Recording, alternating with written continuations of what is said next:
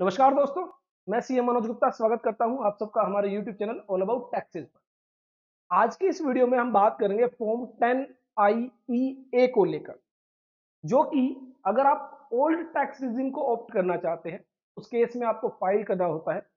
लेकिन यहाँ पर कुछ प्रॉब्लम आ रही है लोगों को जिन्होंने जो है ये फॉर्म फाइल कर दिया और उसके बाद जो है अब उसको वो विड्रॉ करना चाहते हैं, तो क्या वो कर सकते हैं? और ऐसे में बहुत सारे लोग इसलिए भी कंफ्यूज हैं कि उन्हें कब फॉर्म 10 IEA फाइल करना है। तो अगर मैं बात करूं फॉर्म 10 IEA की, तो यहां पर आपको जो आपका इनकम टैक्स पोर्टल है, जब आप लॉगिन कर लेते हैं यहां पर ई फाइल टैब के अंदर इनकम टैक्स फॉर्म्स में जब आप फाइल इनकम टैक्स फॉर्म्स पर क्लिक करते हैं तो यहां पर आपको सबसे पहले जो ऑप्शन मिलता है determination of tax in certain special cases form 10 IEA which is for exercise or withdrawal of option under 115 BAC। तो बेसिकली 115 BAC जो है न्यू टैक्स रिजिम को आप ऑप्ट करना चाहते हैं, विड्रॉ करना चाहते हैं, उसके लिए ये फॉर्म जो है फाइल किया जाना है। अब यहाँ पर लोगों को प्रॉब्लम आ रही है, पहली बात तो उन्हें यही पता नहीं चल रहा कि कब ये फॉर्म फाइल करना है, क्यों ये फॉर्म फाइल करना है। और सेकंड प्रॉब्लम प्रॉब्लम उन लोगों को आ रही है जिन्होंने फाइल कर दिया, अब उसको विड्रॉ करना चाहते हैं, उसको रिवोक करना चाहते हैं, कैंसिल करना चाहते हैं। तो यहाँ पर अगर सबसे पहले मैं बात करूं किन लोगों को ये फॉर्म फाइल करना है, तो यहाँ पर हमें थोड़ा सा बैकग्राउंड को समझना होगा कि पहले क्या होता था। असेसमेंट ईयर 2023-24 तक, दैट इज फाइनेंशियल ईयर 2022-23, जो बाय डिफॉल्ट आपकी टैक्स रिजीम होती थी वो होती थी old tax regime. It means आप जो है ओल्ड टैक्स रिजीम के अकॉर्डिंग ही अपनी रिटर्न फाइल करेंगे। और अगर आपको न्यू टैक्स रिजीम में जाना है तो आपको क्या करना था, न्यू टैक्स रिजीम में जाने के लिए फॉर्म 10 IE ये फॉर्म आपको फिल करना था। It means new tax regime में जाने के लिए आपको ये फॉर्म फाइल करना था, और बाय डिफॉल्ट जो आपकी टैक्स रिजीम थी जिसके अंदर आपको रिटर्न फाइल करनी थी वो जो है ओल्ड टैक्स रिजीम थी। लेकिन असेसमेंट ईयर 2024-25 ऑनवर्ड्स यहां पर एक बड़ा बदलाव किया गया फाइनेंशियल ईयर 2023-24 से। अब आपकी जो बाय डिफॉल्ट टैक्स रिजीम है वो है न्यू टैक्स रिजीम, और अगर आपको स्विच करना है ओल्ड टैक्स रिजीम के अंदर तो आपको जो है फॉर्म 10 IEA फाइल करना है। और इसमें भी कहा गया कि जो सैलरीड पर्सन है, सैलरीड पर्सन के केस में यह फॉर्म फाइल करने की जरूरत नहीं है। फॉर्म 10 IEA फाइल नहीं करना। जब वो रिटर्न फाइल करेंगे, रिटर्न फाइलिंग के दौरान ही उनसे ये पूछा जाएगा कि क्या आप न्यू टैक्स रिजीम में ही रिटर्न फाइल करना चाहते हैं या फिर आप ओल्ड टैक्स रिजीम के अंदर रिटर्न फाइल करना चाहते हैं। लेकिन अगर कोई बिजनेसमैन है, अगर कोई प्रोफेशनल है जिसकी बिजनेस इनकम है या प्रोफेशनल इनकम है, उसको अगर ओल्ड टैक्स रिजीम में रिटर्न फाइल करनी है तो यहां पर फॉर्म 10 IEA फाइल करना होगा।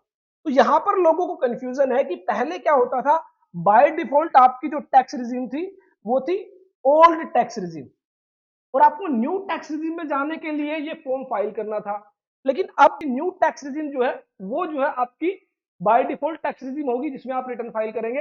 और अगर आपको ओल्ड टैक्स रिजीम में रिटर्न फाइल करनी है तो यहां पर जो है आपको फॉर्म 10 IEA फाइल करना है। और ये भी अगेन बताया गया इन केस ऑफ बिजनेस और प्रोफेशनल इनकम। तो यहाँ पर बहुत सारे लोग कंफ्यूज है, सैलरीड पर्सन कंफ्यूज है। तो सैलरीड पर्सन को कोई भी फॉर्म फाइल करने की जरूरत नहीं है, रिटर्न फाइलिंग के दौरान ही वो चूज कर सकते हैं कि उन्हें कौन सा जो है टैक्स रिजीम ऑप्ट करना है। अब बात करते हैं कि अगर मान लीजिए आपने किसी भी वजह से आपको लगा कि ओल्ड टैक्स रिजीम में जाने में फायदा है, आपने फॉर्म 10 IEA जो है वो फाइल कर दिया, तो क्या ऐसे में अब आप उसको रिवोक कर सकते हैं, कैंसिल कर सकते हैं? कई बार ऐसा हुआ है कि आपको लगा कि ओल्ड टैक्स रिजीम में जाने में फायदा है, आपने फॉर्म को फाइल कर दिया, बाद में पता चला कि ओल्ड टैक्स रिजीम में तो ज्यादा टैक्स पे करना पड़ रहा है, न्यू टैक्स रिजीम के अंदर ही जो है बेनिफिट ज्यादा है। अब आप चाहते हैं कि फिर से न्यू टैक्स रिजीम में आया जाए, तो क्या ऐसे में दोबारा फॉर्म 10 IEA फाइल किया जा सकता है? या फिर जो पहले फॉर्म 10IE फाइल किया, क्या उसको कैंसिल किया जा सकता है, रिवोक किया जा सकता है। तो इसके रिगार्डिंग अगर आप ध्यान से थोड़ा सा देखेंगे, जब आप फॉर्म 10IE फाइल करते हैं, फॉर्म को जब आप फाइल करने के लिए जाते हैं, तो यहां पर आप असेसमेंट ईयर सेलेक्ट करते हैं, उसके बाद आप कंटिन्यू बटन पर क्लिक करते हैं। Let's get started.